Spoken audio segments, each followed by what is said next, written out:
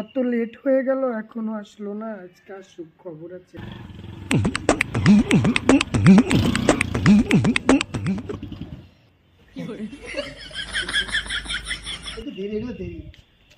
তুমি আসছো?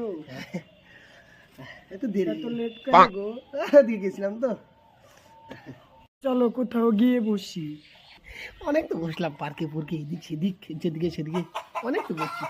ওগুলো বাদ দাও না, একটু শোয়ার ব্যবস্থা করলে ভালো হতো না?